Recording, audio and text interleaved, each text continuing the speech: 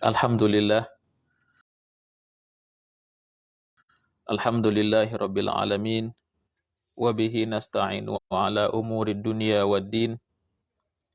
Ashhadu an la ilaha illallah wahdahu la syarika lah, wa ashhadu anna Muhammadan abduhu wa rasuluh.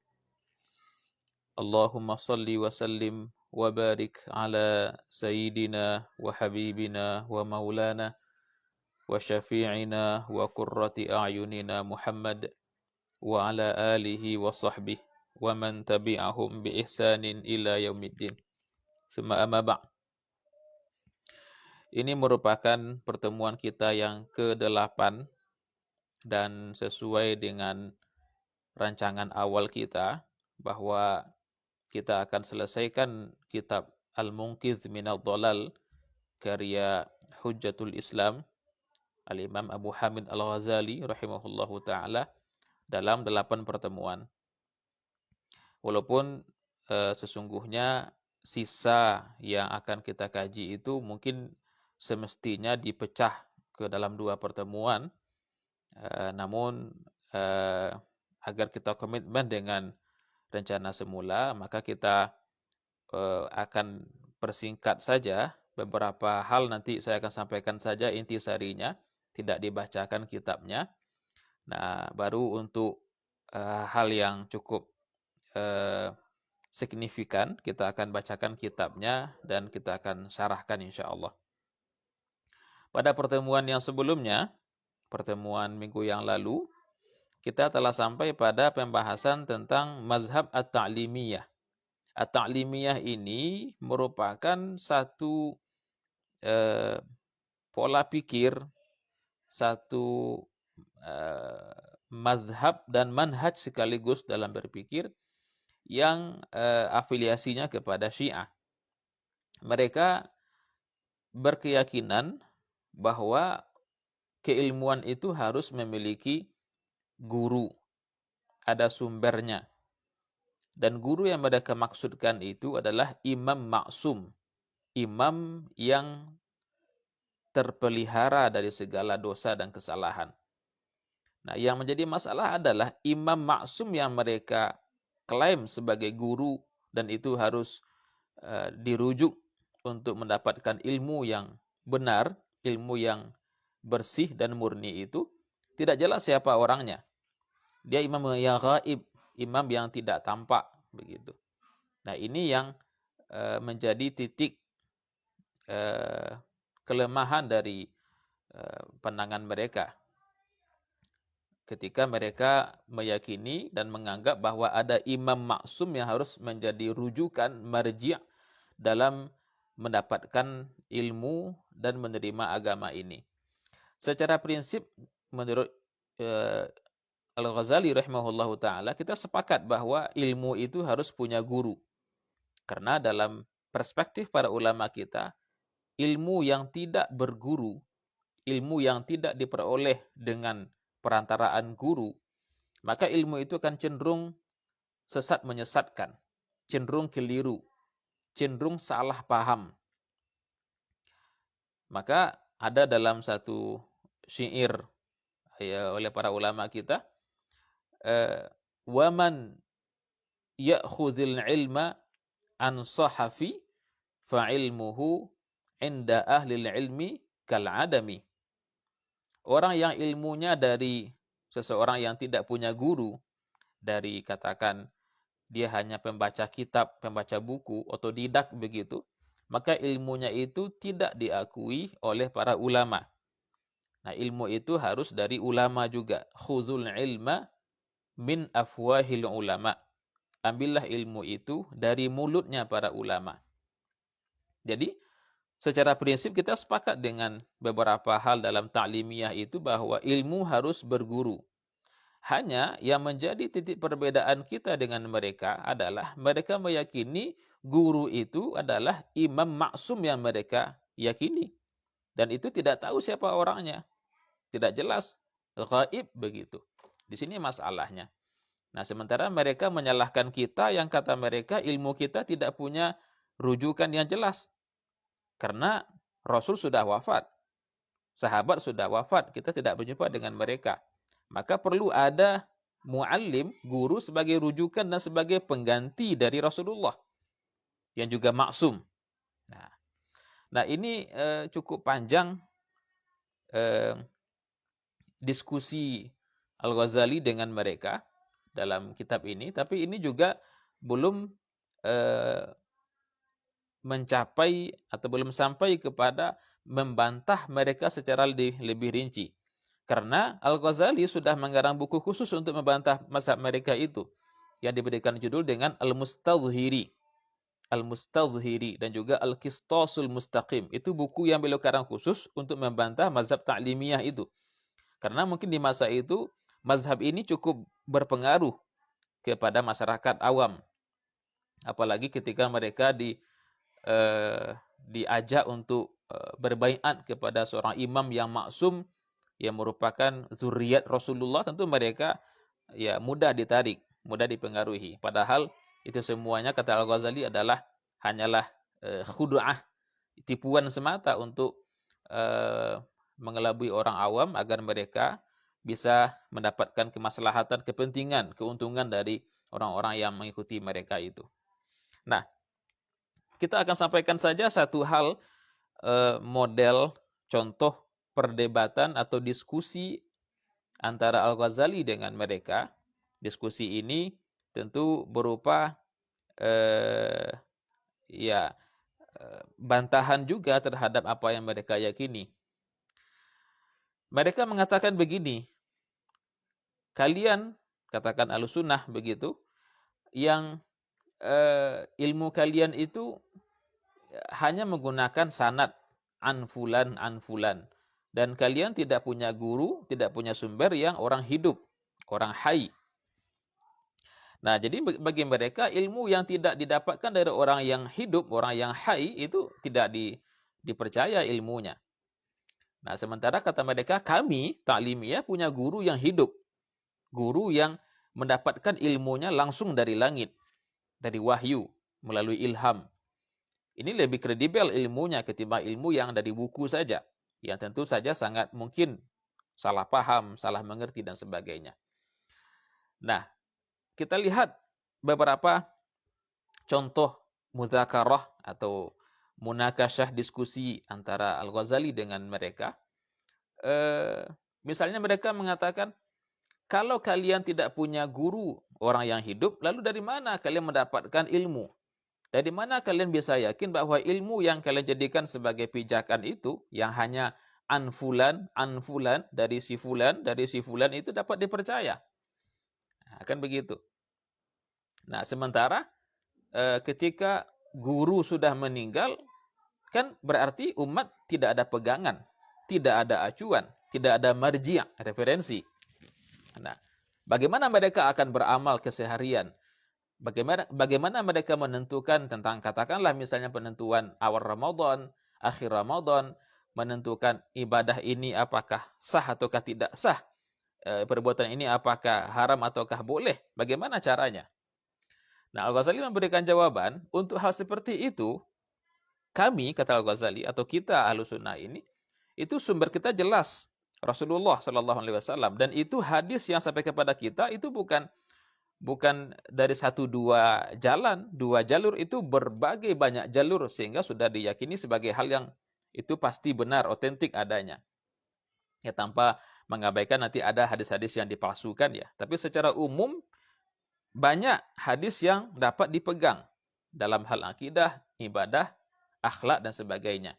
Adapun masalah-masalah ibadah keseharian, kadang-kadang orang bingung untuk memberikan status atau hukum apakah ibadah A ini sah atau tidak sah. Kita dalam Ahlussunnah sudah punya ikutan, sudah punya rujukan berupa para a'immah, para imam-imam mazhab yang sudah mewakafkan diri mereka dalam mengkaji ilmu. Ada mazhab Hanafiyah, ada mazhab Malikiyah, mazhab Syafi'iyah, Hanabilah, dan sebagainya. Nah, dan orang-orang awam, orang-orang yang tidak punya kompetensi di dalam mengkaji langsung ke dalam sumber yang asli, Quran dan Sunnah, tentu mereka harus merujuk kepada para imam. Orang-orang yang sudah memiliki alat perangkat yang memadai dalam memahami nas-nas Al-Quran dan Sunnah. Jadi orang-orang awam mau tidak mau memang harus merujuk kepada para imam. Ya, kenapa? Karena mereka tidak punya ilmu, tidak punya alat, tidak punya perangkat untuk langsung memahami hukum dari Al-Quran dan Sunnah. Maka mesti melalui para ulama yang lebih memahami hal itu. Nah, walaupun dalam masalah ini, masalah fikih tadi itu ya, umat harus mengikuti kepada para ulama, tetapi kata Al-Ghazali, dalam masalah pokok-pokok akidah, tidak bisa taklid. Jadi, taklid itu hanya dibolehkan dalam hal furu'iyah, cabang-cabang agama, tentang masalah muamalah, masalah fikih, ibadah, dan sebagainya. Itu boleh taklid kepada orang yang lebih mengerti, lebih memahami dalam istinbat hukum dari nas-nas Al-Quran dan Sunnah. Namun dalam masalah akidah, keyakinan, apalagi akidah yang bersifat pokok, itu semua manusia, setiap orang diberikan kewajiban untuk berpikir sendiri. Apakah akidah ini benar ataukah salah? Apakah dia harus muslim ataukah tidak muslim? Ini tidak bisa taklid. Karena untuk akidah ini adalah dasar keselamatan kita nanti sampai ke akhirat. Nah, jadi untuk hal-hal yang bersifat fundamental dalam akidah ini tidak bisa taklid, harus berpikir sendiri, dan setiap manusia diberikan kemampuan untuk itu, untuk berpikir itu. Dan semua yang bersifat akidah-akidah yang pokok itu sudah ada secara lebih lengkap di dalam Al-Quran dan sunnah-sunnah yang sahih, yang mutawatir. Sehingga kita tidak perlu lagi untuk harus bertaklid kepada para ulama, karena sudah ada dalam Al-Quran. Ya, ini beda dengan masalah tadi, masalah fikih ya, itu perlu ada perangkat, perlu ada ilmu alat, usul fikih kah, ilmu maqasid syariah dan sebagainya. Tapi untuk masalah akidah, setiap manusia, setiap orang dibebankan untuk berpikir, dan dalam Al-Quran sudah sangat banyak ayat yang mengajak untuk berpikir. Afala ta'qilun, afala tatadzakkarun, dan sebagainya. Itu semuanya agar kita dalam masalah akidah ini harus mandiri, tidak taklid kepada siapapun. Nah, beda nanti dengan masalah-masalah fikih. Baik, ini saja barangkali untuk menyempurnakan bagaimana Al-Ghazali memandang mazhab ta'limiyah, lalu berdiskusi dengan mereka yang menganggap bahwa ilmu itu harus punya guru, dan guru itu guru yang hidup, yang maksum. Kita lanjut kepada firqah yang keempat, atau mazhab yang keempat, yang beliau jadikan sebagai bahan pelajaran atau objek kajian ya, untuk menemukan mana yang benar. Beliau sudah mengkaji sebelumnya mazhab mutakallimin, ilmu kalam, kemudian juga sudah falasifah, para filosof, dan yang terakhir sebentar ini mazhab ta'limiyah. Nah, sekarang yang paling terakhir, nomor 4, yang beliau kaji adalah mazhab mutasawwifah, kalangan sufi. Bagaimana pula beliau Al-Ghazali dalam melihat dan memandang, mengkaji kalangan sufi ini. Kita bisa lihat kepada kitabnya, silakan dibuka di halaman 130. Saya tadi tidak screenshotnya ya, mohon maaf. Silakan dibuka di kitab kita masing-masing yang sudah kita share di awal-awal kajian, halaman 130. Di sana diberikan judul Turuku As-Sufiyah, metode atau jalan para ahli sufi. Saya akan bacakan kitabnya secara pelan, dan nanti kita akan syarahkan insyaallah. Bismillahirrahmanirrahim. Summa inni lamma faraghtu min hadhil ulum aqbaltu bihimmati ala tariqis sufiyah. Kemudian ketika saya sudah selesai mengkaji ilmu-ilmu ini, ilmu kalam, ilmu filsafat, ilmu ta'limiyah yang tadi itu, aqbaltu bihimmati ala tariqi as-sufiyah. Saya pun menghadapkan pikiran, mengerahkan semangat untuk mengkaji metode para ahli sufi, para sufi. Wa alimtu anna tariqatahum innama tatimmu bi'ilmin wa amal. Saya pun tahu bahwa metode mereka ahli sufi ini itu terjadi, dilakukan, ya tatimu itu pasnya dilakukan atau sempurna dengan kombinasi antara ilmu dan amal. Ilmu dan amal. Ini metode sufiyah. Beda dengan yang sebelumnya, metode mutakallimi itu kan ilmu saja. Metode falasifah juga dengan logika saja. Adapun metode sufiyah ini gabungan kombinasi antara ilmu dan juga amal. Wa kana hasilu ulumihim qat'a aqabatin nafs wa tanazzuh an akhlaqiha al-madhmumah wa sifatiha al-khabithah hatta yutawassala biha ila takhliyatil qalbi an ghairillahi ta'ala wa tahliyatihi bi dzikrillah. Dan kesimpulan dari ilmu mereka, ilmu para ahli sufi itu adalah bagaimana cara agar kita bisa melewati atau melampaui penghalang-penghalang diri, penghalang-penghalang jiwa. Apapun yang bisa menghalangi jiwa mencapai titik kesempurnaannya harus kita lewati. Kemudian bagaimana kita menjauhi akhlak-akhlak yang tercela. Ya kita bersihkan diri dari akhlak-akhlak yang tercela dan sifat-sifat yang jelek. Untuk sampai kepada apa? Sampai kepada mengosongkan hati dari selain Allah. Ini istilah sufi ya, takhliyah, mengosongkan hati dari selain Allah. Dan tahliyah, mengisinya dengan zikir kepada Allah. Ada 3 istilah sufi yang menarik untuk kita kaji. Pertama, takhliyah dengan kha, takhliyah artinya mengosongkan hati jiwa dari segala hal yang mengotorinya, dari segala hal yang selain Allah. Kemudian yang kedua, langkah yang kedua, tahliyah dengan ha. Kalau tadi dengan kha, sekarang tahliyah dengan ha, itu artinya menghiasi, mengisi jiwa dengan zikir kepada Allah. Nah, nanti yang ketiga apa yang kita dapatkan dari proses yang 2 itu? Setelah takhliyah, lalu tahliyah, kita mendapatkan tajliyah. Nah, dengan jim lagi, tajliyah. Bagus sekali makna ini. Tajliyah itu artinya apa? Pencerahan. Tercerahkan diri ini, tercerahkan hati kita. Takhliyah dulu, langkah pertama, kosongkan diri, kosongkan hati dari segala hal yang mengotorinya, dari segala hal yang selain Allah. Lalu tahliyah, isi diri itu dengan zikir kepada Allah, dengan cinta kepada Allah, untuk sampai kepada tajliyah, tercerahkan. Gitu.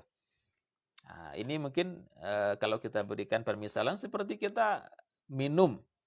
Kalau gelasnya masih kotor, kita tidak akan mau meminum dari gelas itu, dengan gelas itu. Maka langkah pertama kita bersihkan dulu gelas dari hal-hal yang mengotorinya. Cuci dulu. Sesudah dicuci, sudah bersih, baru diisi dengan air. Itulah tahliyah, mengisi. Nah, diminum kemudian kita akan merasakan kesegaran, lepas dahaga. Itulah tajliyah. Baik. Wa kana al-ilmu aysara alayya minal amal. Ketika metode sufi itu kombinasi menggabungkan antara ilmu dengan amal, kata Al-Ghazali, kalau ilmu bagi saya mudah. Ilmu tidak sulit bagi beliau, seorang yang cerdas seperti itu ya. Ilmu bukan hal yang sulit. Tapi yang paling sulit adalah amal. Amal yang lebih sulit. Mempraktekkannya itu yang sulit. Bagaimana memaksa diri dalam riyadhah, latihan-latihan yang mungkin berat agar dia tunduk kepada perintah-perintah Allah. Jadi ilmu, kata Al-Ghazali, ilmu tentang metode sufi itu lebih mudah bagi saya daripada amalnya, mengamalkannya, atau daripada prakteknya. Sisi prakteknya itu sulit. Fabtada'tu bi tahsili ilmihim, maka saya pun memulainya dengan cara mengkaji dulu ilmu mereka, apa yang mereka sampaikan, apa yang mereka bahas, apa yang mereka kaji. Jadi bila mulai dari hal yang mudah dulu, Dengan cara apa? Dengan mengkaji ilmu mereka, ilmu kalangan sufi itu. Ya, kalau kita pernah belajar tasawuf, itu akan akrab dengan istilah maqam at-taubah, maqam ar-ridha, maqam asy-syauq, maqam al-ish dan sebagainya. Kemudian nanti ada namanya hal, ya, ada dua itu, ada maqamat, ada ahwal. Maqamat merupakan level-level kehambaan, level-level ubudiyah seorang hamba. Ahwal, kondisi yang dirasakannya. Ini sudah masuk ke dalam ranah tasawuf. Mutala'ah kutubihim. Beliau mulai mengkaji ilmu-ilmu kalangan sufi dengan cara menelaah buku-buku karya para tokoh-tokoh mereka, seperti Qutul Qulub, karya Abu Talib Al-Makki. Qutul Qulub artinya makanan jiwa. Ini buku yang luar biasa. Buku ini merupakan pondasi utama Al-Ghazali rahimahullah dalam mengarang kitab Ihya Ulumuddin. Dari kitab Qutul Qulub karangan Abu Talib Al-Makki, atau makanan jiwa itu, ya. Luar biasa nama bukunya, Qutul Qulub. Ya, gizi untuk jiwa, untuk hati. Juga kitab-kitab karangan Al-Harits Al-Muhasibi. Ini juga seorang tokoh tasawuf yang luar biasa, makomnya, level penghambaannya, ketaatannya, dan juga buku-bukunya yang menjadi rujukan banyak orang. Wal Mutafarriqat Al-Ma'thurah an Al-Junaid Wasyibli, juga buku-buku yang dikarang oleh Imam Al-Junaid. Al-Junaid itu dalam kalangan sufi dijuluki dengan Sayyidut Ta'ifah. Sayyidu At-Ta'ifah, pemimpin kaum kalangan sufi. Nah, maka saya juga termasuk bersyukur juga diberikan nama Junaidi oleh orang tua. Ya, semoga lah ada sedikit berkah dari nama Al-Junaid itu. Wasyibli, juga buku-buku karya Asy-Syibli. Kemudian karya Abu Yazid Al-Bustami. Dan karya-karya yang lainnya. Hatta tala'tu ala kunhi maqasidihim al-ilmiyah. Sampai saya, kata Al-Ghazali, menelaah dan mengetahui inti dari keilmuan mereka. Apa hakikat dari tujuan mereka dalam bertasawuf itu. Wa hasaltu ma yumkin an yahsula min tariqihim bitta'allum was-sama'. Dan saya pun sudah mendapatkan apa yang bisa didapatkan dengan cara belajar. Artinya dari segi ilmu, dari segi teori saya sudah dapat, kata Ghazali. Sudah saya kaji itu. Ya, untuk orang seperti beliau tidak akan sulit bagi beliau untuk mengkaji teori sebuah ilmu. Fadhahara li anna akhassa khawasihim ma la yumkin al-wusulu ilaihi bitta'allum. Nah, pada akhirnya, kata Al-Ghazali, saya menyadari, saya melihat, saya menemukan bahwa karakteristik mereka yang paling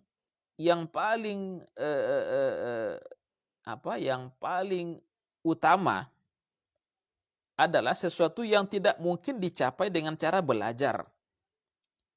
Lalu dengan cara apa? Bal bidzauqi wal hal, tapi dengan cara adzauq. Nah, ini sudah bahasa sufi. Adzauq itu rasa. Rasa. Dia bukan sesuatu yang bisa untuk dibicarakan, dibahasakan, tapi dia dirasakan. Adzauq. Wal hal, dan kondisi yang langsung kita alami, kondisi psikologis, kondisi ruhi yang tidak bisa digambarkan dengan kata-kata. Wa tabaddul as-sifat, dan mengganti sifat dari yang mulanya jelek kepada yang baik kepada yang lebih baik. Dengan cara itu baru bisa untuk memahami sufi dengan benar. Ya, bukan dengan cara teori-teori saja, tapi dengan cara adzauq, rasa, al-hal, kondisi batin yang hakiki, dan tabadul as-sifat, bergantinya sifat yang mazmumah kepada mahmudah, dari yang jelek kepada yang terpuji, dan dari yang mulanya baik kepada yang lebih baik. Wa kam minal farqi baina an ta'lam hadda as-sihhati wa hadda asy-syiba' wa asbabahuma wa syurutahuma wa baina an takuna sahihan wa syab'anan. Bagus ini kalimat beliau. Dan betapa besar perbedaan, sangat beda antara orang yang mengetahui definisi sehat itu apa, definisi kenyang itu apa, juga mengetahui apa saja yang membuat seseorang bisa sehat dan bisa kenyang, dengan orang yang dia sehat betul, dia sehat betulan. Dia bukan orang yang tahu dengan definisi, dengan teori. Dianya sehat. Dan orang yang dianya kenyang. Kan beda itu. Antara orang yang dia hanya tahu definisi sehat, definisi kenyang itu apa, tapi dia mungkin lapar, dia mungkin sakit.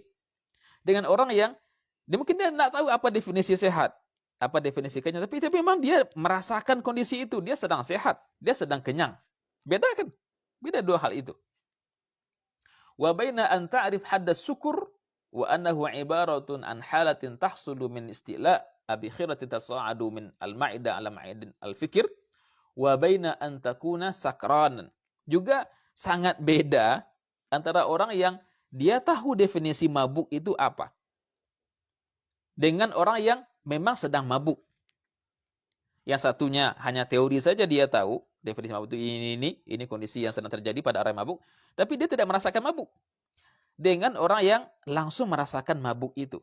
Ya, terlepas nanti masalah, ini bukan masalah hukum halal haram ini ya. Ini hanya perbedaan antara sisi teori dengan sisi langsung realitanya bagaimana. Nah, bahkan kata beliau, kata Al-Ghazali rahimahullah, orang yang mabuk itu kadang-kadang dia tidak tahu apa definisi mabuk. Orang yang mabuk, dia tidak tahu apa definisinya, tapi dia sudah merasakan itu secara langsung, secara live, nyata dirasakannya. Maka orang yang, kalau kita bawa kepada dunia anak muda, orang yang mabuk cinta itu kan dia tidak mengerti apa itu cinta secara teori, tapi dia merasakan cinta itu. Nah, tapi orang-orang, katakan para pujangga, para penyair, dia mengerti definisi cinta, definisi rindu, tapi dia tidak merasakan itu. Ya, mungkin dia orang yang cukup malang dalam hal percintaan, mungkin dia malang bagi dia. Dia tahu definisi tapi tidak merasakan itu. Baik. Nah, juga katakan seorang dokter ketika dia sedang sakit, dokter ini ya, dan dia sedang sakit, dia tahu definisi sehat itu apa, tapi dia sendiri sedang sakit. Dia mengerti definisi sehat dan apa saja yang membuat orang bisa sehat, apa obat-obatnya yang bisa dikonsumsi agar orang bisa sehat. Tapi yang dia sendiri tidak sehat. Mau diapakan coba? Dia hanya tahu teorinya saja. Ya. Juga antara orang yang dia mengerti tentang apa itu zuhud, apa definisi zuhud, dan apa kriteria zuhud, tapi dia bukan orang yang zuhud. Dia jauh dari kezuhudan itu. Dengan orang yang dia memang benar-benar zuhud, meskipun dia tidak mengerti apa itu definisi zuhud. Nah, jadi ini kira-kira gambaran tentang ilmu tasawuf. Ilmu tasawuf itu lebih kepada sisi amalinya, sisi prakteknya, bukan sisi teorinya. Sehingga kalau tasawuf hanya sekedar teori, dibicarakan, ditulis, dan tidak berubah menjadi amalan, itu tasawuf yang kosong. Tasawuf yang bisa dikatakan false. Fa'alimtu yaqinan annahum arbabul ahwal la ashabul aqwal. Maka saya pun menjadi lebih yakin, kata Al-Ghazali, bahwa mereka, para sufi itu, mereka arbabul ahwal, orang-orang yang merasa, orang-orang yang sudah mengalami rasa yang tidak bisa digambarkan, rasa yang indah ketika bersama Allah, rasa yang indah ketika bermunajat, ketika uzlah dan sebagainya. La ashabul aqwal, mereka bukan orang-orang yang biasa bicara, orang yang hanya bisa ngomong begitu. Tidak demikian. Wa inna ma yumkin tahsiluhu bi tariqil ilmi faqad hasaltuhu. Dan apa yang bisa dihasilkan dari metode tasawuf dengan cara belajar sudah saya dapatkan, kata Al-Ghazali. Walam yabqa illa ma la sabila ilaihi bisama'i wa ta'allum bal bidzauqi wasuluk. Dan tidak lagi ada tersisa kecuali sesuatu yang tidak bisa dihasilkan melainkan dengan cara langsung dirasakan, didengar, ditempuh, diamalkan ya dengan suluk. Ini suluk juga, suluk ini memang sudah istilah yang istilah tasawuf. Hanya memang dalam pemakaian dan praktek sebagian orang ini ada yang kelirunya. Apa ya basulua? Ya basulua itu sebagian orang mengartikan ya meninggalkan keluarga, kemudian mengharamkan diri dari hal-hal yang berdarah, ya katakan daging yang sudah dimasak pun juga oleh mereka diharamkan karena darah itu berdampak kepada kestabilan jiwa dan sebagainya. Ini kan sudah mulai menyimpang. Tapi suluk yang benar adalah bagaimana kita memberikan hak jiwa secara lebih sempurna dengan beruzlah, dengan sedikit menjaga jarak dari kehidupan sehari-hari yang ya penuh dengan hiruk pikuknya, kebisingan duniawinya. Kita menarik diri sesaat ke tempat yang tenang, batin kita tenang untuk berkomunikasi dengan Sang Pencipta dan kembali mencas sesuatu yang sudah mulai lemah dan soak itu. Nah, jadi dari segi ilmu kata Al-Ghazali saya sudah dapatkan. Tapi dari segi zauq, rasa, ini yang belum saya dapatkan lagi ketika itu.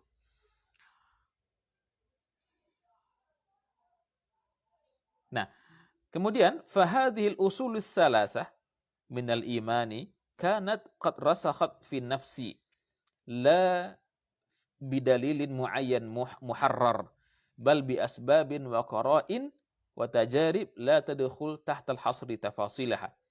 Beliau mengatakan bahwa ya sebagai seorang mukmin juga sebagai seorang alim beliau sudah sangat yakin dengan 3 hal pokok dalam akidah kita sebagai muslim ya. Pertama, iman kepada Allah, iman kepada hari akhir, dan iman kepada an-nubuwah, kenabian ya. Dan itu sudah banyak yang beliau lakukan katakan pengkajian, perenungan. Wa kana qad zahara 'indi annahu la matma'a li fi sa'adatil akhirah illa bitaqwa. Tetapi itu kan baru sekedar ilmu, sekedar keyakinan yang belum menampakkan buahnya. Nah, beliau meyakini bahwa tidak bisa kita berharap kepada kebahagiaan akhirat kecuali dengan jalan takwa. Hanya takwa saja satu-satunya jalan untuk mendapatkan kebahagiaan di akhirat kelak. Tidak dengan filsafat, tidak dengan ilmu kalam, tidak dengan ta'lim. Hanya dengan takwa saja. Juga dengan wakafun nafsi anil hawa, mengontrol diri dari segala hawa nafsunya. Wa inna ra'sa dzalika kullih qat'u alaqatil qalbi anid dunya. Dan hal pokok, modal utama untuk hal itu, untuk bisa mendapatkan kebahagiaan di akhirat adalah memutuskan hubungan dengan dunia. Artinya memutuskan keterikatan hati dengan dunia, memutuskan ketergantungan jiwa kepada dunia. Dengan cara apa? Dengan cara ia tidak terlalu bergantung kepada dunia yang fana ini dan lebih memberikan porsi yang besar kepada bekal untuk menuju kampung yang lebih abadi, akhirat kelak. Baik.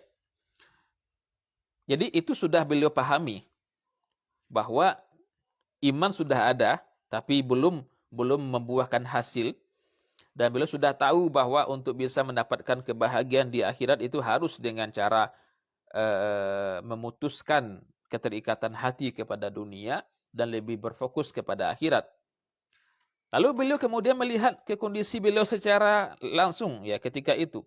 Tsumma lahastu ahwali. Kemudian saya mulai merenungi diri saya sendiri. Fa idza ana munghamisun fil alaik. Ternyata ini bentuk kejujuran seorang alim. Ini yang kita perlukan sebenarnya. Kita jujur terhadap diri sendiri. Tidak berlaku munafik, tidak berpura-pura. Kita dalam masalah, dalam kondisi yang tidak sehat, yang tidak baik, kondisi batin yang sedang kotor, ya berantakan, tapi kita masih berusaha menutupi itu dan menganggap kita masih dalam kondisi yang prima, padahal bukan sedemikian adanya. Ini kan bentuk kita kadang-kadang berusaha untuk membohongi diri sendiri. Beliau mengatakan, saya melihat bahwa saya saat itu, ketika itu ya, sedang tertenggelam di dalam apa yang menjadi tenggelam dalam duniawi, pokoknya duniawi. Beliau ketika itu menjadi orang yang sangat diagungkan oleh penguasa, menjadi orang nomor satu di madrasah nizamiyah, katakan rektor sekarang lah begitu, ilmunya tersebar kemana-mana, muridnya begitu banyak, dan populer, syuhranya luar biasa, sangat dikenal oleh banyak orang. Nah, itu kata beliau merupakan apa? Itu dunia semua itu. Beliau sedang terjerumus, sedang tenggelam dalam duniawi. Al-alaik, hal-hal yang bisa membuat hati bergantung kepadanya, bukan kepada akhirat. Wa qad ahdaqat bi minal jawanib, itu semuanya ada di sekitarku. Ya, dari mulai masalah pangkat, ya katakan posisi di kekhilafahan sebagai guru besar, kemudian harta diberikan oleh penguasa, ketenaran apalagi yang diinginkan, orang sudah tahu semuanya siapa beliau.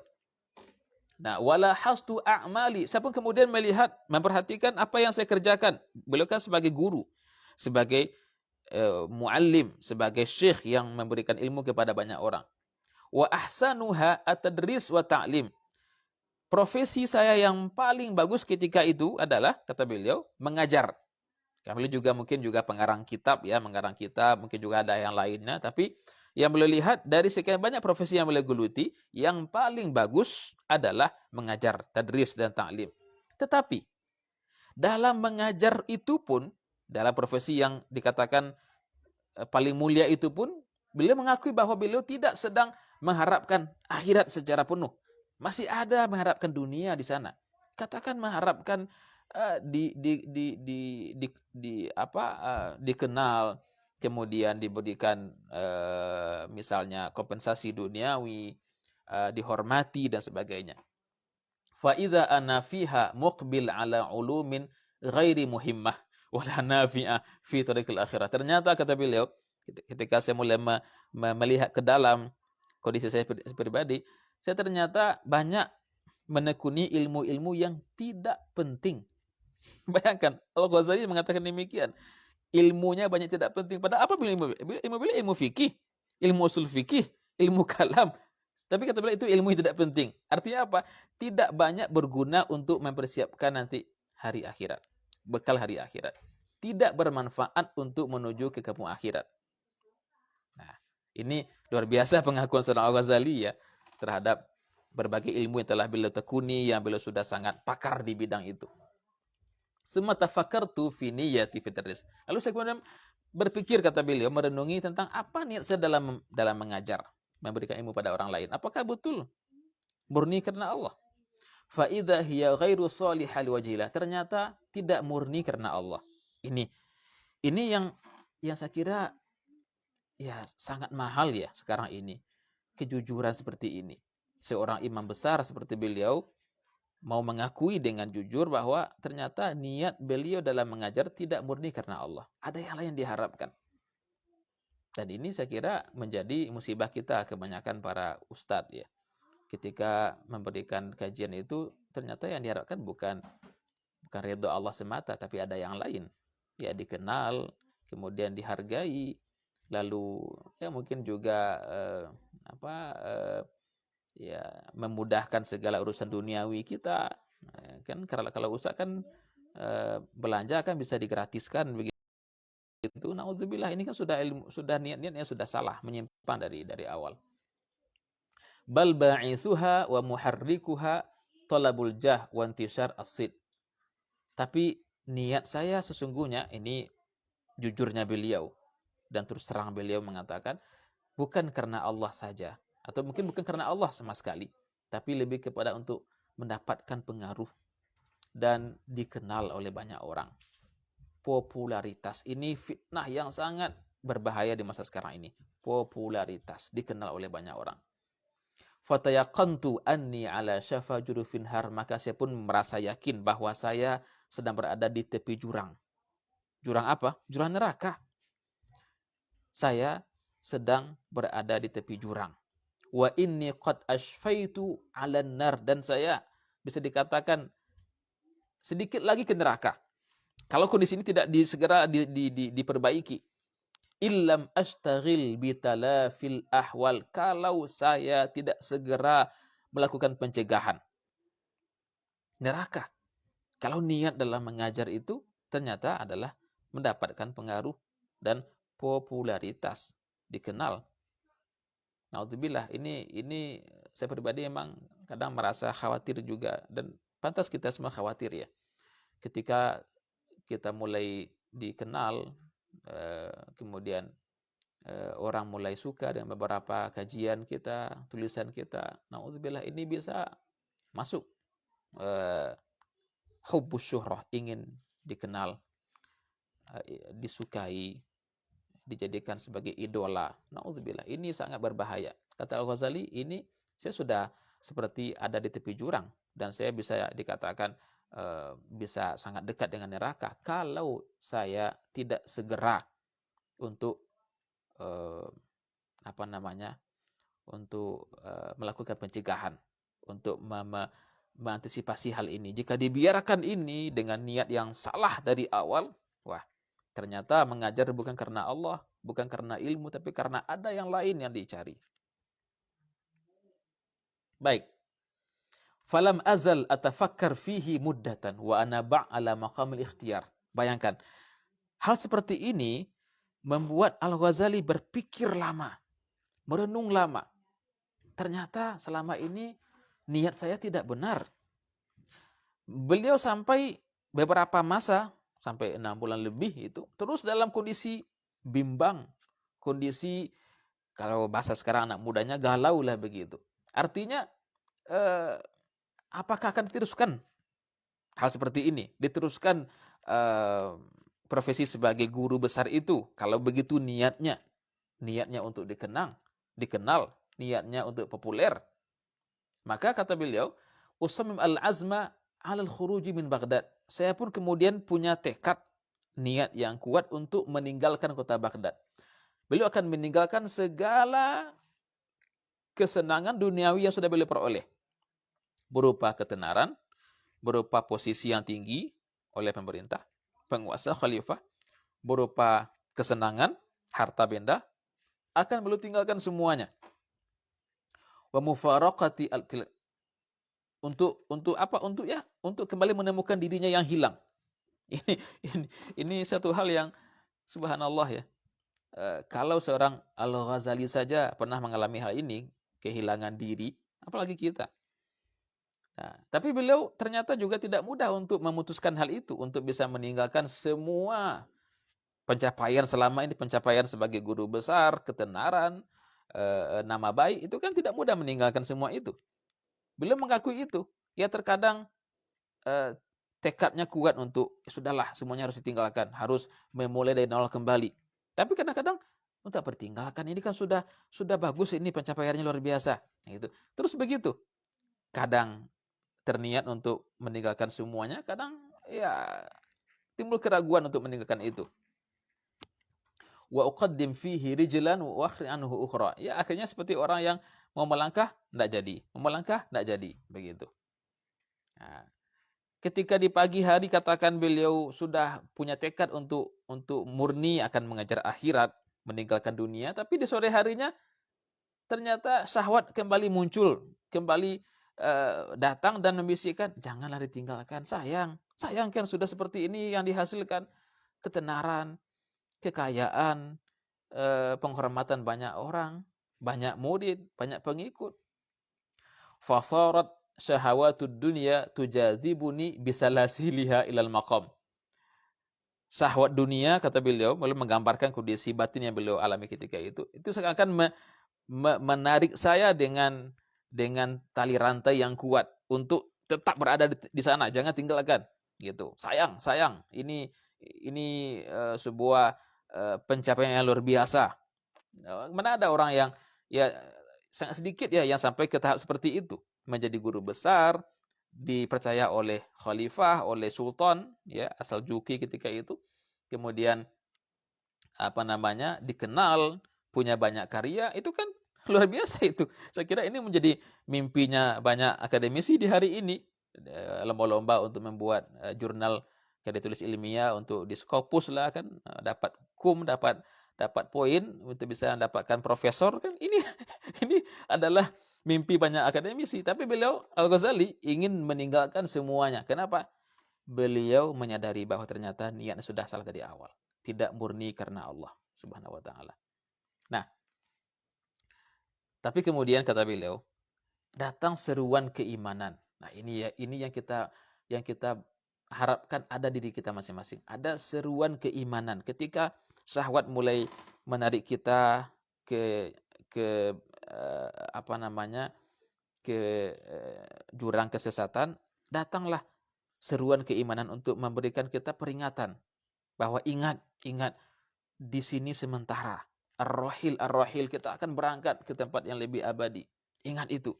Nah, beliau mengatakan seruan keimanan datang kepada saya. Ya, ada bisikan hati gitu dari seorang yang sudah berupaya untuk mencari yang hak itu dan membersihkan jiwanya. Ar-Rahil, ingat kita akan berangkat, kita akan meninggalkan tempat ini. Ini hanya sementara, ini hanyalah persinggahan saja.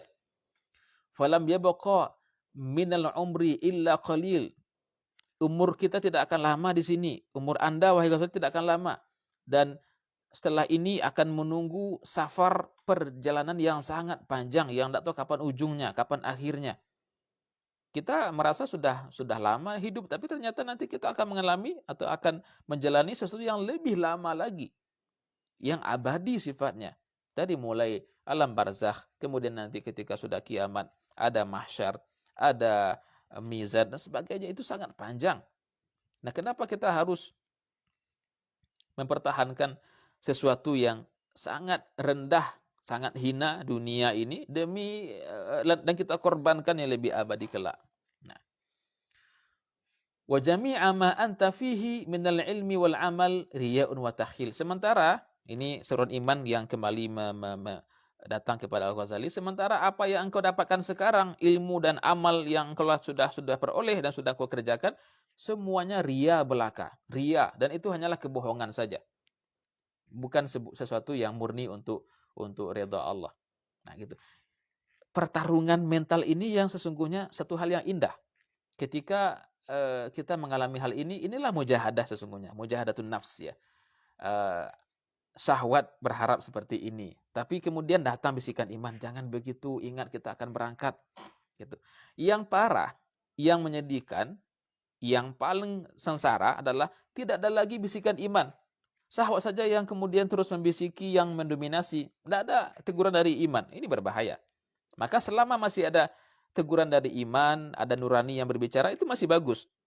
Itulah namanya nafsul lawwamah, jiwa yang mencela. Mencela ketika ada kejahatan, kesalahan, maksiat dicelanya. Jangan kerjakan ini salah ini.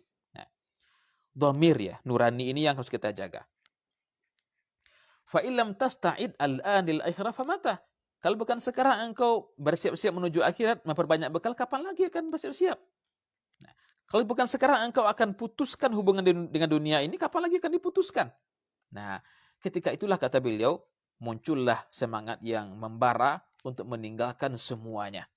Maka beliau pun kemudian meninggalkan kota Baghdad dengan segala prestasi yang telah beliau peroleh, berupa jah, pengaruh, berupa makanah, posisi, berupa asyuhrah, ketenaran, kedekatan dengan pemerintah, penguasa, ditinggalkan semuanya dan beliau pergi mengembara.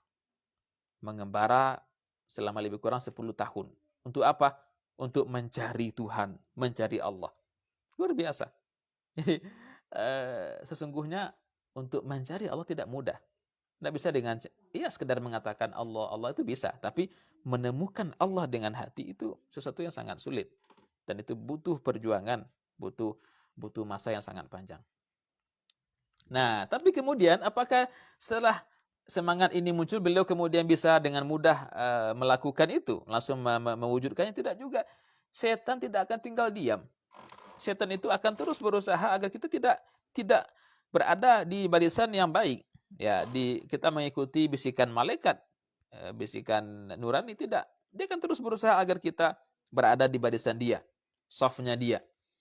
Summa yang udu syaitan wa yakul, kemudian datang setan. Beliau merasakan itu, dan saya kira setiap kita merasakan mana bisikan-bisikan setan, nafsu, mana bisikan-bisikan malaikat, bisikan yang baik. Nah, masalahnya adalah kita sering kalah oleh bisikan nafsu itu, karena memang kita diciptakan ya dengan nafsu yang sering mendominasi. Ya, tapi ketika iman kita sedang bagus, kita bisa mengalahkan itu dengan mendengarkan bisikan-bisikan malaikat dan bisikan-bisikan nurani. Datang setan mengatakan begini, hadhihi halun aridah. Ini kan cuma kondisi sesaat ini. Tidak salah dihiraukan betul. Ya, niat Anda Ghazali untuk meninggalkan semuanya dan pergi mengembara itu kan ya mungkin hanya lintasan pikiran sesaat saja. Tidak usah didengarkan itu. Dimana tahu itu bukan hal yang terbaik. Iyyaka an tutawi'a. Jangan didengarkan itu. Fa innaha sari'atul zawal. Itu dia akan cepat hilang nanti. Nanti juga akan hilang bisa seperti itu. Ini cara setan untuk menunda niat Al-Ghazali dalam meninggalkan segala duniawi itu untuk menuju Allah. Nah, fa in ad'anta laha wa tarakta hadzal jah'al 'arid wa sya'na al-manzum al-khali an at-takdir wa tanghis wal amru al-muslim as-safi an munaza'ati al-khusum rubbama iltafatat ilaika ilai nafsuk wa la tajid. Nah, apa kata setan? Ini godaan yang kita sering juga mungkin mengalaminya. Kalau engkau meninggalkan semua ini sekarang, wahai Ghazali, kau tinggalkan semuanya karena engkau ingin, kata engkau, untuk membersihkan jiwa, untuk mencari Tuhan. Kalau ternyata nanti engkau mendapati kondisi yang tidak seperti yang engkau duga, engkau tidak siap, kondisinya ternyata lebih buruk dari apa yang engkau duga. Kondisi yang sangat parah begitu, kemiskinan, kehinaan, kemudian mungkin juga pencelaan, dan banyak lagi. Sementara engkau dalam kondisi tidak berdaya, tidak punya kekuasaan, tidak punya pengaruh, dan kemudian engkau terniat untuk ingin kembali ke kondisi pertama, kondisi yang semula, tidak akan mudah juga untuk kembali ke kondisi ini. Ini kan sudah lama engkau bangun ini. Maka jangan patuhi, jangan ikuti bisikan itu kata setan. Karena jika nanti engkau mendapati kondisi di lapangan tidak seperti yang engkau duga, engkau prediksi, engkau ekspektasi, engkau perkirakan, dan engkau menyesal begitu, lalu ingin kembali ke kondisi seperti ini, kondisi semula, kondisi awal, tidak akan mudah juga. Engkau harus memulai dari nol kembali, dan itu sangat sulit. Maka ya tidak usah tinggalkan ini. Begitu. Luar biasa memang pertarungan batin seorang Al-Ghazali antara bisikan malaikat nurani yang bersih dengan bisikan nafsu dan setan. Baik. Halaman 136, ini sudah sampai hampir di akhir kitab. Falam azal ataraddadu baina tajazubi syahawatid dunya wa dawa'il akhirah qariban min sittati ashhur. Awwaluha Rajab sanata 88 wa 400 wa fi hadha syahr jawazal amra hadal ikhtiyar ilal ittirar. Saya berada di kondisi keraguan seperti itu, kondisi batin yang terus berperang antara bisikan malaikat dan bisikan setan itu, antara tarikan syahwat untuk tetap berada di dunia, ya berada di kesenangan dunia sudah beliau peroleh itu, dengan tarikan menuju akhirat untuk meninggalkan semuanya dan mencari Allah, mengembara. Berapa lamanya? Lebih kurang selama 6 bulan. Bayangkan, 6 bulan beliau berada di kondisi yang sangat terombang-ambing dalam jiwa dan perasaannya. Tidak tahu apa yang mau dipilih. Mau memilih akhirat, datang lagi sahabat mengatakan, jangan sekarang. Ini nanti kalau tidak seperti yang kau harapkan, engkau akan menyesal dan sebagainya. Tapi kalau tidak, tetap ada bisikan malaikat yang sekarang, kalau nggak sekarang kapan lagi akan ditinggalkan? Sekarang waktu yang pas. Nah, kan begitu. Nah, dan kondisi ini berlangsung cukup lama. 6 bulan itu cukup lama dalam kondisi bimbang. Nah, sampai pada akhirnya kondisi yang pada mulanya masih berupa kondisi pilihan, mau memilih yang mana, mau memilih dunia atau ke akhirat, ternyata kondisi ini berubah menjadi kondisi darurat, kondisi yang harus ya kayak dipaksa beliau untuk memilih salah satunya begitu. Idz aqfalallahu ala lisani hatta ya'taqala an at-tadris. Akhirnya beliau mengalami hal yang unik, hal yang aneh. Kata beliau, Allah membuat lidah saya tidak bisa bicara, tidak bisa mengajar dengan baik. Katakan keluh lidahnya itu. Keluh ya. Tidak lagi seperti biasa mengajar dengan lancar, dengan lepas ya. Tapi tiba-tiba saja keluh. Nah, saya sudah berusaha kata beliau untuk mengajar. Dia tetap saja beliau mengajar untuk ya beliau tidak menyenangi hati orang-orang yang datang kepada beliau, ya menenggang perasaan yang datang kepada beliau lah para muridnya. Tetapi ternyata tidak satu pun kalimat yang keluar dari lidah beliau. Walaupun dengan niat untuk sekedar menyenangkan hati para pelajar yang datang, tidak satu pun kata yang keluar. Hatta awrathat hadhil uqlah fil lisan husnan fil qalb. Sampai akhirnya ketidakmampuan berbicara itu membuat hati beliau menjadi gelap, sedih, gundah gulana. Sangat, ya, kita bisa bayangkanlah bagaimana kondisi yang berat seperti itu. Lidah tidak bisa bicara, hati pun kemudian tidak menentu. Batalat ma'ahu quwwatul hadmi wa mara'at ta'am wa syarab. Sampai akhirnya tidak lagi enak apapun yang dimakan. Makan tidak enak, minum tidak enak. Kalau kata orang Minang, nasi la mode la teraso sakam, air teraso duri, kan itu. Tidak lagi enak semuanya. Itulah wajar kondisi batin tidak tenang, lidah juga tidak bisa bicara dengan lancar, bahkan tidak bisa satupun yang keluar dari lidah itu, ya berdampak kepada tidak bisa makan, tidak bisa minum begitu. Fakana la yansaghu li thi'tharid wa la tanhadimu li luqmah. Sampai-sampai tidak satupun masuk, walaupun roti saja enggak masuk. Satupun sesuap pun tidak masuk ke dalam perut beliau. Tidak bisa. Tidak bisa. Tidak ada selera, tidak bisa makan sama sekali. Dan hal itu berdampak kepada apa? Lemahnya fisik beliau. Wa ta'adda ila dha'fil qiwa. Lemah badan beliau. Ya, kurus begitu.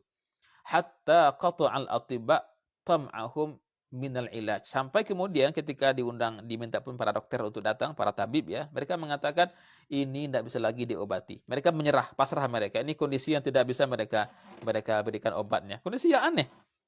Tidak bisa makannya bukan karena ada masalah pada pencernaan atau pada lidah, pada rasa. Tidak. Memang ini kondisi yang aneh. Sehingga kata dokter, nggak bisa lagi diobati ini. Hada amrun nazala bil qalbi wa minhu sara ilal mizaj. Fala sabila ilahi bil ilaj illa bi an yatarawwah as-sir an hammi wal al-mulim. Kata mereka, para dokter itu, para tabib itu, penyakit ini datangnya dari hati, bukan dari fisik.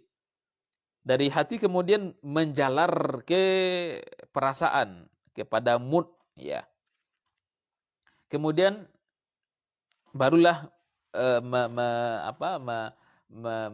menimpa atau mengenai fisik, ya, dari hati dulu. Maka tidak ada obatnya kecuali dari hati juga obatnya. Ya, dihilangkan rasa gundah gulana, dihilangkan rasa sedih yang berkepanjangan itu.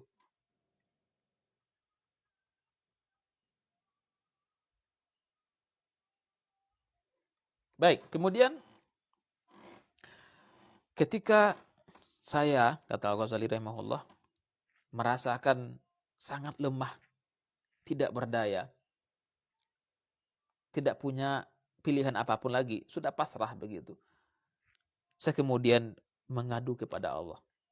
Mengadu seperti orang yang sedang terjepit, orang yang terdesak. Kita bayangkan misalnya seperti orang yang ada di kapal, di tengah lautan yang sangat ganas, ombaknya tinggi sekali, angin kencang. Tidak ada tempat untuk mengadu selain kepada Allah saja.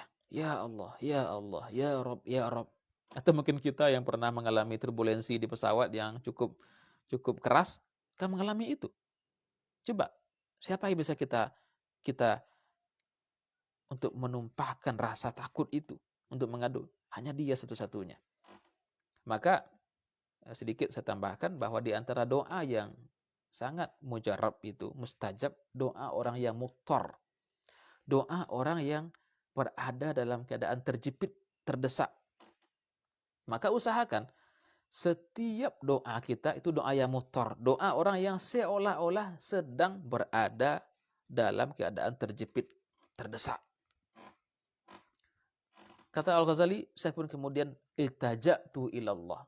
Saya mengadu kepada Allah. Seperti mengadunya orang yang terdesak, orang yang kejepit begitu. Yang tidak lagi punya cara selain hanya dengan mengadu kepada Sang Penciptanya. Fa'ajabani, luar biasa. Maka langsung diberikan ijabah oleh Allah.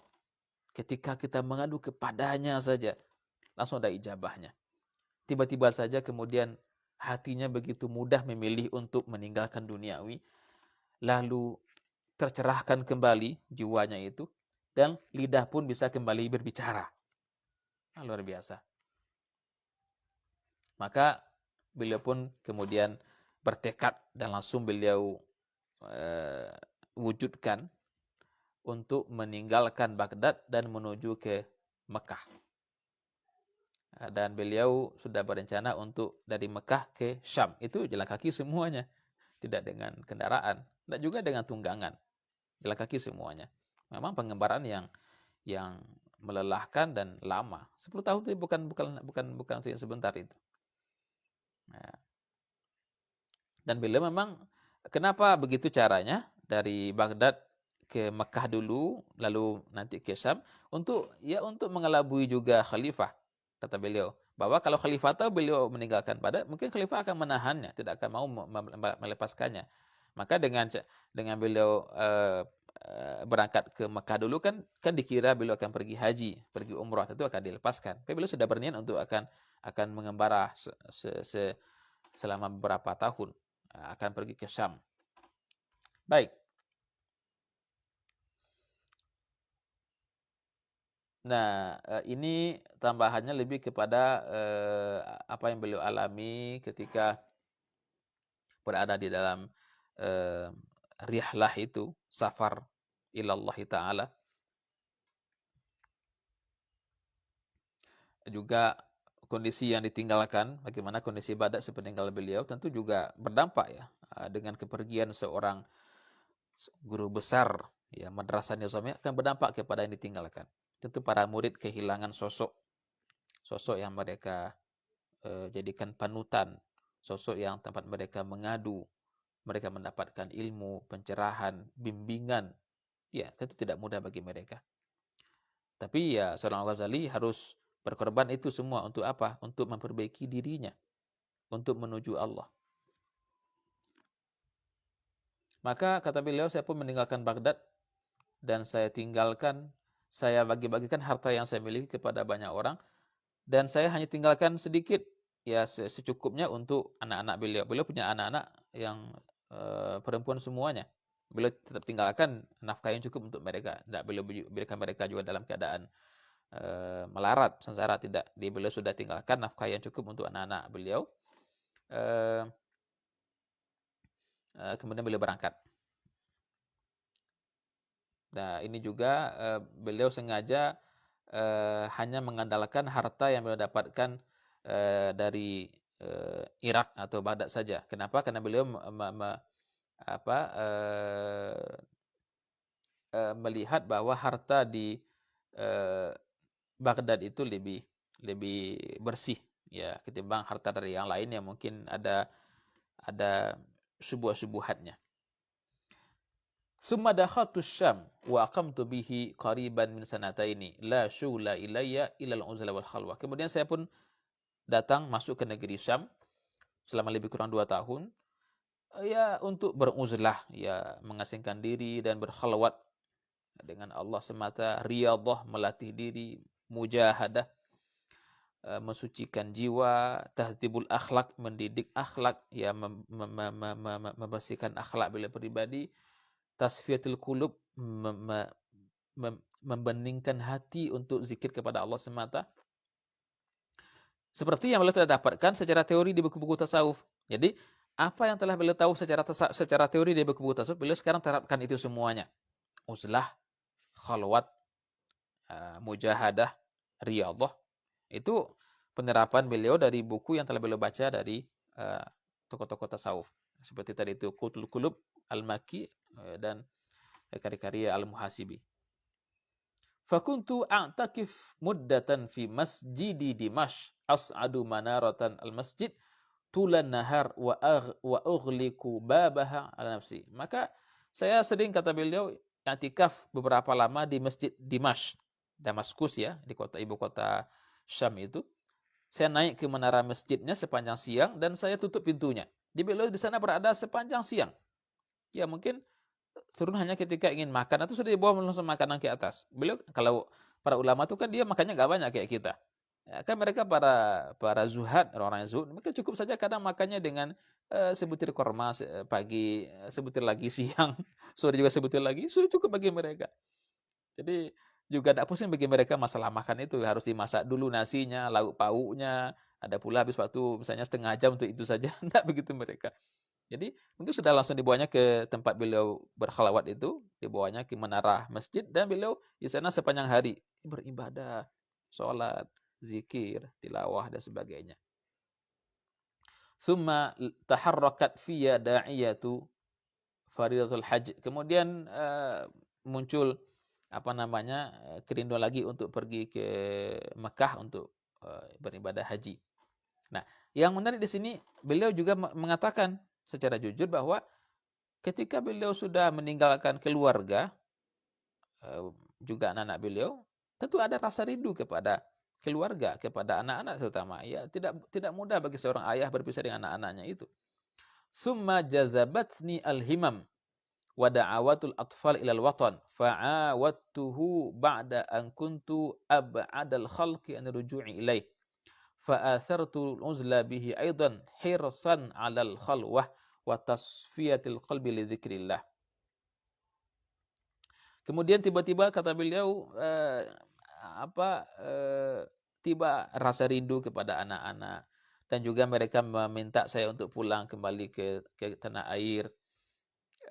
Ya akhirnya beliau penuhi itu setelah sekian tahun mengembara ya, pulang. Tapi kan ketika tiba di Baghdad beliau juga kembali membangun satu tempat untuk berkhalawat juga. Ini tidak juga kemudian kembali lagi seperti semula menjadi guru besar, orang yang dikenal, tidak. Beliau fokus kepada diri beliau dulu secara pribadi berkhalawat dan kemudian dalam taklif mengarang kitab. Jadi itulah yang beliau lakukan setelah pulang dari safar rihlah yang panjang itu. Berkhalawat, ada satu tempat yang beliau bangun khusus untuk itu. Kemudian mengarang. Nah, di masa itulah beliau menghasilkan kitab Ihya Ulumuddin. Ini merupakan kitab hasil dari pengalaman spiritual yang langsung beliau alami. Jadi ini bukan kitab sembarangan. Kitab yang kata para ulama, orang yang membacanya akan jadi hidup kembali. Maka malam yaqra al-ihya lam yakun minal ahya. Malam yaqra al-ihya lam yakun minal ahya. Orang yang belum baca kitab Ihya Ulumuddin maka dia belum dikatakan hidup lagi. Masih mati dia. Walaupun secara zahir dia sudah hidup, tapi secara batin dia masih mati. Begitulah ulama menghargai kitab Ihya Ulumuddin. Ini luar biasa memang. Kita baca, kita tersentuh, kita terjiwai, terwarnai kita dengan buku itu. Karena memang ini bukan hanya teori, tapi sudah merupakan hasil dari pengembaraan selama itu, dari apa yang dia alami, ahwal, kondisi batin, peperangan batin, bagaimana menaklukkan dan mengalahkan bisikan nafsu, memenangkan bisikan malaikat, ini kan tidak mudah. Baik,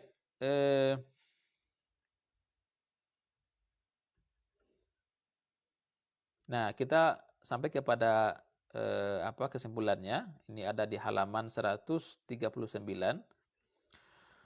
Wadumtu ala dzalika miqdara 10 sinin. Jadi beliau mengatakan 10 tahun beliau lamanya mengembara, pergi rihlah itu.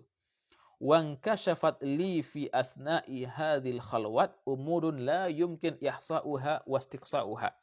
Selama 10 tahun itu, kata beliau, saya mengalami hal-hal yang tidak bisa untuk dihitung. Begitu banyak beliau alami. Ya, pengalaman spiritual, secara pribadi, dengan orang lain yang beliau temui, sangat banyak. Tetapi, hal penting yang beliau ingin tegaskan di akhir ini adalah, Inni alimtu yaqinan. Saya menjadi yakin, kata beliau, anna sufiyah humus salikuna li tariqillahi ta'ala khassatan wa anna siratahum ahsanus siyar wa tariqahum aswabut turuq wa akhlaquhum azkal akhlak. Bahwa para sufi, kalangan sufi itulah orang-orang yang sebenar-benarnya sedang menempuh jalan menuju Allah. Para salik, orang-orang yang sedang menuju Allah. Hanya mereka yang memang sungguh-sungguh untuk menuju Allah. Dengan ilmu dan dengan amal yang mereka lakukan itu. Dan bahwa sirah mereka, biografi mereka, kehidupan mereka merupakan kehidupan yang terbaik. Metode mereka metode yang paling benar. Akhlak mereka akhlak yang paling mulia, yang paling bersih. Bal law jumi'a aqlul uqala wa hikmatul hukama wa ilmul waqifina ala asrari syara' minal ulama la yughayyiru syai'an min siyarihim wa akhlaqihim wa yubaddiluhu bima huwa khairun minhu lam yajidu ilaihi sabila. Fa inna jami'a harakatihim wa sakanatihim fi zahirihim wa batinihim muktabasah min nuri mishkatin nubuwah wa laysa wara nuri nubuwah ala wajhil ardi nurun yustadha'u bihi. Bahkan andaikan dikumpulkan, dihimpun akal, kecerdasan orang-orang yang berakal, hikmah para ahli hikmah, dan ilmu orang-orang yang memahami rahasia syariat, rahasia agama dari para ulama, untuk merubah sedikit dari akhlak mereka, akhlak sufi-sufi itu, dan untuk mengganti dengan yang lain, mereka tidak akan bisa. Artinya, apapun usaha orang lain untuk merubah akhlak mereka tidak akan bisa. Kenapa? Karena akhlak mereka itu semuanya teradopsi dari cahaya kenabian, miskatun nubuwah.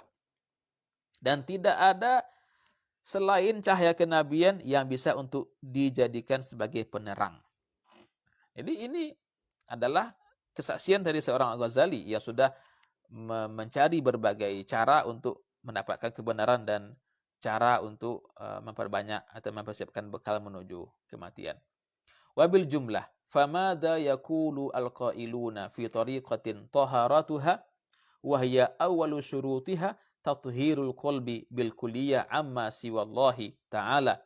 Wa miftahuha al-jari minha majrat tahrimi minas salati istighraqul qalbi bil kulliyah bi dzikrillah wa akhiruha al-fana bil kulliyah fillah. وهذا آخرها بالإضافة إلى ما يكاد يدخل تحت الاختيار والكسب من أوائلها. Secara umum, ya katakan kesimpulannya begitu. Apa yang bisa orang katakan? Apa yang bisa orang berikan kritikan atau bantahan atau catatan terhadap sebuah metode di mana syarat pertama untuk menempuh metode itu adalah mensucikan hati dari segala selain Allah.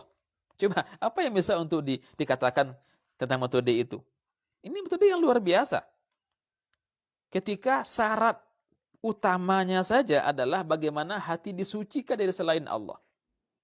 Mensucikan hati secara total dari selain Allah Subhanahu wa taala. Kemudian kunci untuk bisa masuk ke dalam metode itu adalah apa?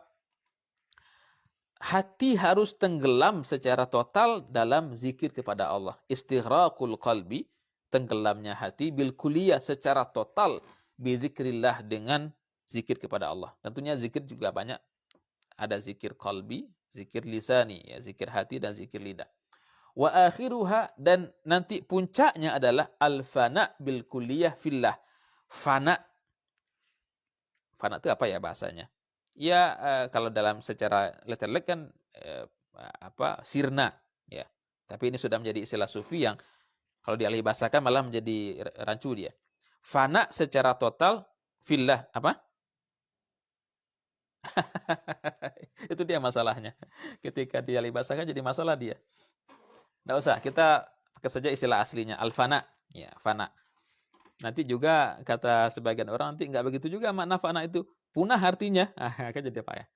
Jadi memang ini di antara problematika dalam mengkaji tasawuf ketika mereka menggunakan bahasa-bahasa yang itu berangkat dari wijdani, dari perasaan, sehingga ketika dibahasakan dengan bahasa-bahasa yang biasa itu menjadi polemik kadang-kadang. Nah, maka kalau ingin memahami tasawuf secara benar, maka pahami menggunakan bahasa mereka juga. Jangan pahami dengan bahasa yang lain. Memahami tasawuf dengan bahasa fikih, ya tidak akan masuk dia, tidak akan nyambung dia. Nah, baik, ini barangkali kita sampai di ujung kitab, ya walaupun tidak semua bisa kita bahas, tapi kita sudah bisa mendapatkan inti-intinya, bahwa dari perjalanan spiritual seorang Al-Ghazali, Hujatul Islam, Abu Hamid rahimahullahu ta'ala, dalam menemukan al-haq, mana yang benar, dan mana cara yang paling tepat untuk menuju Allah. Beliau melihat di masa itu ada 4 mazhab atau 4 pola metode yang sangat mengemuka. Pertama, metode mutakallimin. Kedua, metode falasifah. Ketiga, metode ta'limiyah, ahlu ta'lim. Ketiga, metode tasawuf atau sufiyah. Nah, beliau secara pribadi telah menjabarkan apa yang telah beliau lakukan, beliau alami, beliau kaji, dan beliau menemukan bahwa metode yang terbaik itu adalah metode sufiyah.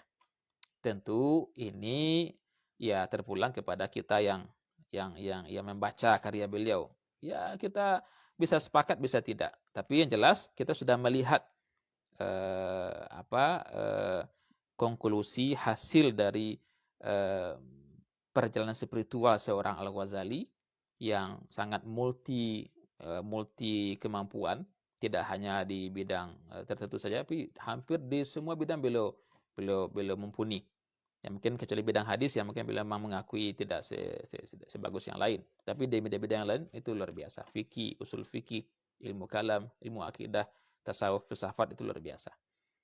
Nah, jadi beliau lebih cenderung kepada bahwa metode yang terbaik untuk bisa menuju akhirat, menuju Allah adalah metode as-sufiyah.